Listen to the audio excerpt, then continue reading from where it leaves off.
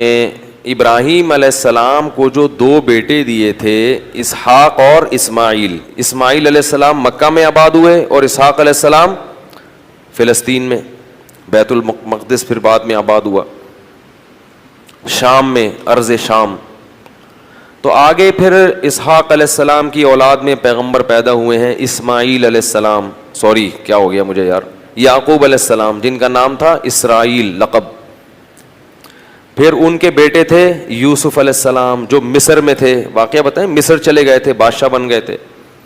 پھر آگے مصر میں ہوتے ہوتے ہوتے ہوتے بنی اسرائیل پر فرعون غالب آ گیا۔ مصر کے بادشاہ کو فرعون کہا جاتا تھا، جو بھی ہوتا تھا بادشاہ، اس لیے بہت سارے فرعون گزرے ہیں، لیکن قرآن نے جس کا واقعہ بیان کیا یہ وہ فرعون تھا جو بنی اسرائیل کو جس نے غلام بنا لیا تھا اور بہت طاقتور بادشاہ تھا۔ یہ چونکہ یہ واقعہ جب تک پیغمبروں کا پورا سلسلہ معلوم نہیں ہوگا نا تو بات سمجھ میں نہیں آئے گی۔ تو بنی اسرائیل کو پھر فرعون سے نجات ملی، صحیح ہے۔ پھر اللہ نے بنی اسرائیل سے کہا کہ اللہ نے فرعون کو تو خود غرق کر دیا، اب تمہارے پاس ایک حکومت آئی ہے، ریاست آئی ہے، اللہ کی کتاب بھی آ گئی، اب تم جہاد کرو،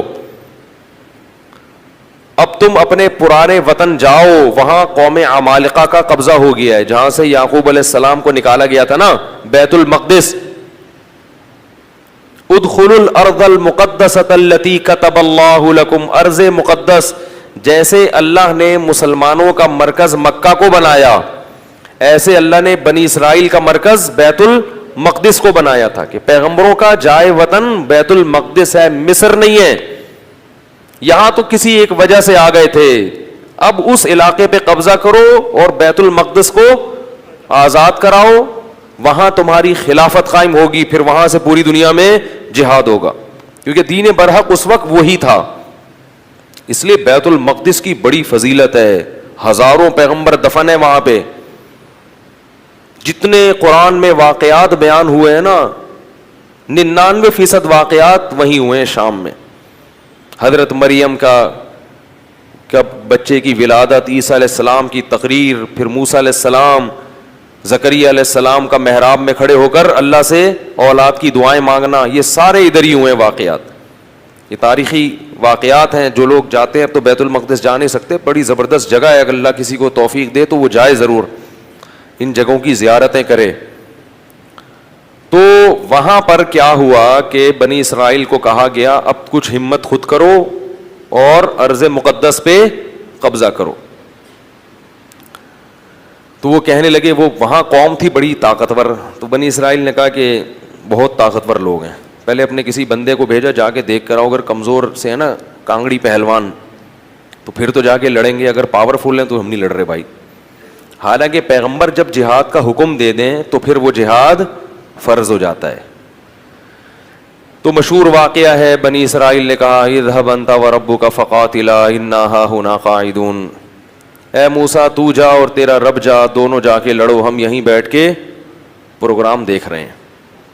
قال رجلان من الذين يخافون، اللہ فرماتے ہیں ان میں دو فرد جو اللہ سے ڈرتے تھے، انعم اللہ علیہما، اور اللہ نے ان پر انعام بھی کیا تھا، وہ کہنے لگے کہ چلے جاؤ، فَإِذَا دَخَلْتُمُوهُ فَإِنَّكُمْ غَالِبُونَ، جب موسیٰ کلیم اللہ کہہ رہے ہیں تو اللہ یقیناً مدد کرے گا، جاؤ ہمت کرو، اللہ غلبہ دے گا۔ ہمارے حضرت فرمایا کرتے تھے کتنے مبارک ہوں گے یہ دو فرد جن کا اللہ نے قرآن میں تذکرہ کیا، اور اللہ گواہی دے رہا ہے کہ یہ دو انعام یافتہ لوگ تھے، کہہ رہے ہیں کہ بھئی پیغمبر کی مانو، اپنی عقل مت چلاؤ۔ وہ لیکن کہنے لگے نہیں بھائی ہمارے لیے بڑا مسئلہ ہے یار۔ موسیٰ علیہ السلام کو غضب آیا اور انہوں نے اس مرتبہ دعا مانگی، اے اللہ میں اپنے اور اپنے بھائی کا تو مالک ہوں، ہارون کا، تو ہمیں کوئی حکم دے، ہم نہ کرے تو ہم سے پوچھ، یہ قوم میری سمجھ سے بالاتر، اتنے تیرے انعامات ہوئے، سب کچھ ہو گیا، لاٹھیوں کو سانپ بنتے ہوئے دیکھا، سمندر کے ٹکڑے ہوتے ہوئے دیکھا، فرعونیوں پر مینڈکوں کا، جوؤں کا، آگ کا عذاب، خون کا عذاب، ہر طرح کے عذاب دیکھے، اس کے بعد بھی اب یہ قوم ہمت خود کچھ کرنے کے لیے تیار نہیں ہے، سارے کام کون کرے گا؟ اللہ ہی کرے بس آسمان سے، کم ہمت۔ تو ففرق بینی و بین القوم الفاسقین، میرے اور اس فاسق قوم کے درمیان اب جدائی ڈال دے، میں نہیں رہ سکتا ان کے ساتھ۔ بہرحال کچھ عرصہ موسیٰ علیہ الصلوۃ والسلام رہے وادی تیہ میں اس قوم کے ساتھ۔ اللہ نے کہا کہ اب یہ 40 سال تک یہ علاقہ فتح نہیں ہوگا، 40 سال تک نہیں، یہ میدان میں گھومتے رہیں گے بس۔ تو وہیں موسیٰ علیہ السلام کا پھر انتقال ہو گیا اور آپ دنیا سے چلے گئے۔ پھر موسیٰ علیہ السلام کے بعد پھر دوسرے پیغمبر آئے، اور ان پیغمبر نے بنی اسرائیل کو پھر حکم دیا۔ بنی اسرائیل خود کہنے لگے کہ ہمیں آپ جہاد کا حکم کیوں نہیں دیتے ہیں بھائی، ہم بھی کچھ علاقہ فتح کریں ٹھیک ہے، اور ہمیں ہمارے گھروں سے نکالا گیا اور ظلم کیا گیا۔ الم تر الی الملأ من بنی اسرائیل من بعد موسیٰ، اللہ فرماتے ہیں موسیٰ کے بعد بنی اسرائیل کی ایک جماعت تھی، کیا تم نے ان کو دیکھا؟ تو اس وقت کے نبی نے ان سے کہا کہ تم سے امید یہ ہے کہ جب تم پر جہاد فرض ہوگا تو تم لڑو گے نہیں، خالی پیلی کی باتیں پھینک رہے ہو۔ بہت سے لوگ باتوں میں بڑے فنٹر ہوتے ہیں نا، جب کام آئے تو، اس لیے اللہ سے عافیت ہی مانگنی چاہیے بھائی۔ تو انہوں نے کہا نہیں ہم لڑیں گے۔ تو پھر جب ان پر جہاد فرض ہو گیا، نبی نے، اللہ نے ایک انہی میں سے کسی ایک کو کمانڈر بنایا جس کا نام تھا طالوت۔ طالوت کو کمانڈر بنایا تو وہ کہنے لگے کہ اب چونکہ لڑنا نہیں تھا نا، بہانے تراشنے لگے، تو کہنے لگے یہ والا کمانڈر ہمیں قبول نہیں ہے، جہاد کے لیے تو ہم تیار ہیں مگر یہ والا کمانڈر نہیں چلے گا کیونکہ یہ غریب ہے۔ دولت مند آدمی کو ہمیشہ غریب آدمی کی اتباع سے آر محسوس ہوتی ہے۔ تو طالوت جو تھے نا وہ غریب تھے، اور ان کو پیغمبر نے کیا بنا دیا؟ کمانڈر، اور کہا کہ یہ میں نے اللہ کے حکم سے بنایا ہے لہذا مانو۔ کہنے لگے انا یکون لہ الملک علینا، یہ کہاں سے امیر ہو گیا بھائی؟ نحن احق بالملک منہ، ہم زیادہ حقدار ہیں، ہم میں سے کسی کو بناؤ، ہم میں جو ہے نا بڑے بڑے قوم کے سردار۔ تو نبی نے کہا کہ نہیں، یہ سلیکشن اللہ کی طرف سے ہے۔ اور ان کے برحق ہونے کی ایک علامت یہ بھی ہے کہ حضرت موسیٰ اور ہارون علیہ السلام کی کچھ یادگاریں، کچھ تبرکات، جو ان کی کچھ اشیاء تھیں، بنی اسرائیل کیا کرتے تھے کہ جب بھی کہیں جہاد میں جاتے تھے تو حضرت موسیٰ علیہ السلام کی لاٹھی اور اس طرح کی کچھ چیزیں جو ان کے پاس رہ گئی تھی نا، وہ لے کے جاتے تھے تو اللہ ان کو فتح عطا فرماتا تھا، اس کی برکت تھی، کیونکہ وہ ظاہر ہے متبرک لاٹھی تھی نا حضرت موسیٰ علیہ السلام، اب اس سے سانپ تو نہیں بنتا تھا، لیکن ہارون علیہ السلام اور موسیٰ علیہ السلام کی اس طرح کی چیزوں کو تبرک کے طور پر وہ استعمال کرتے تھے اور اللہ کی مدد شامل حال ہو جاتی تھی۔ تو بنی اسرائیل کو طالوت نے پھر انہوں نے جو ہے نا وہ تابوت آیا جس میں وہ تھی، تو فرشتے اس کو لے کر آئے، تو ان کو اطمینان ہو گیا کہ اب اللہ کی مدد یقیناً ہوگی، تو میدان جنگ میں اس کو لے کے جاؤ ساتھ۔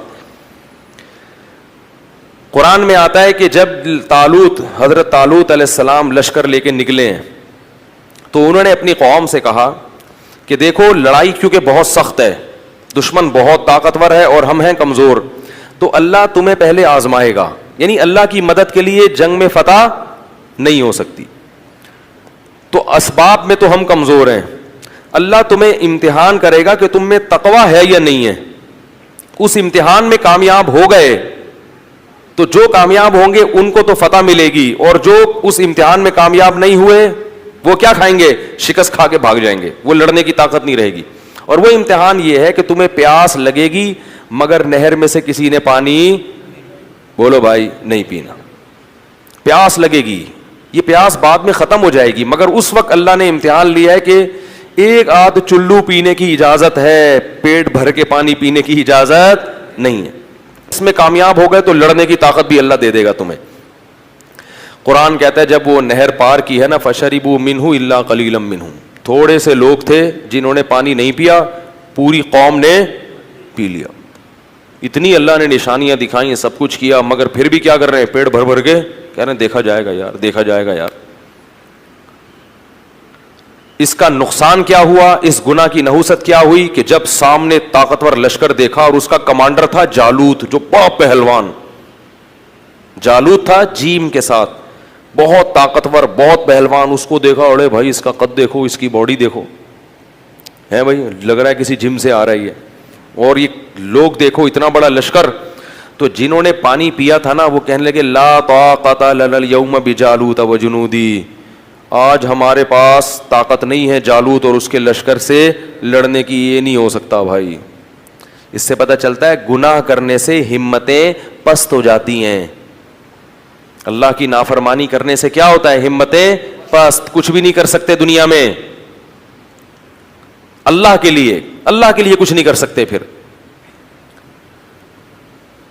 لا طاقت لنا اليوم بجالوت وجنودی قال الذين يظنون انهم ملاقو اللہ. اللہ فرماتے ہیں وہ لوگ جن کو اللہ سے ملاقات کی امید تھی کہ ایک دن اللہ کے سامنے کھڑے ہوں گے, اس کا ہمیں بدلہ مل جائے گا, وہ کہنے لگے کہ کم من فئۃ قلیلۃ, دیکھو کتنی ہی بار ایسا ہوا ہے کہ ایک چھوٹی سی جماعت کو اللہ نے بڑی جماعت پر غلبہ دیا ہے. ہمت کرو کیونکہ پیغمبر کے حکم پہ آئے ہیں ہم. خود سے جب آئیں گے تو دو رائے ہو سکتی ہے نا کہ بھئی صحیح کیا غلط کیا, اب تو اللہ کہہ رہا ہے تو غلط ہو ہی نہیں سکتا. اور اللہ نے ہمیں شکست دینے کے لیے تھوڑی بلایا ہے, تو اللہ غلبہ دے گا. تو اب جب لڑائی شروع ہوئی ہے تو اتنی زبردست انہوں نے دشمن نے حملہ کیا کہ قرآن کہتا ہے کہ یہ جو تھوڑے سے لوگ میدان جنگ میں ڈٹے نا, ان کو اندازہ ہو گیا کہ ہمارے قدم یہاں ٹھہر نہیں سکتے, ہم نہیں ٹھہر سکتے. تو اب اللہ سے دعا مانگ رہے ہیں ربنا افرغ علینا صبرا وثبت اقدامنا وانصرنا علی القوم الکافرین. کیسے عجیب الفاظ ہیں, اے اللہ ہم پر صبر کو انڈیل دے. انڈیلنا کسے کہتے ہیں؟ جیسے بالٹیاں بھر بھر کے پانی کسی کے اوپر ایک تو ہوتا ہے نا ڈالنا, یہ نہیں کہہ رہے اے اللہ ہمیں صبر کی توفیق دے دے, نا نا نا نا, صبر کی توفیق تو چھوٹے موٹے غموں میں ہوتی ہے. یہاں تھوڑا سا صبر نہیں چاہیے, بہت بہت مشکل ہے بھائی, لڑنا بہت مشکل ہے. تو کیا کر کے ہم پر صبر, افراغ عربی میں کہتے ہیں پانی کہیں سے بھرا ہوا ہو نا برتن میں, وہ پورا آپ کیا کر رہے ہیں کسی کے اوپر ایسے الٹ دیں, ایسے اللہ بالٹیاں بھر بھر کے ہمارے اوپر صبر کو ڈال تو. وثبت اقدامنا, اور ہمارے قدموں کو یہاں پر جما دے, یہاں پہ اکھڑنے نہ پائیں. ہم تجھ سے دعا مانگتے ہیں وانصرنا علی القوم الکافرین, اور ان کافروں پر ہمیں ہماری مدد کر. کیسا منظر ہوگا, اور اللہ کو اس طرح سے لڑنے والوں پر کتنا پیار آتا ہوگا. اس لیے یاد رکھو جہاد کی بہت بڑی فضیلت ہے اسلام میں. جہاد معمولی عبادت, جو بھی اپنے ملک کے لیے, اپنے دین اور مذہب کے لیے, اسلام کے لیے لڑتے ہیں, ملک کے لیے لڑنا اسلام ہی کے لیے لڑنا ہے کیونکہ اسلامی ملک ہے,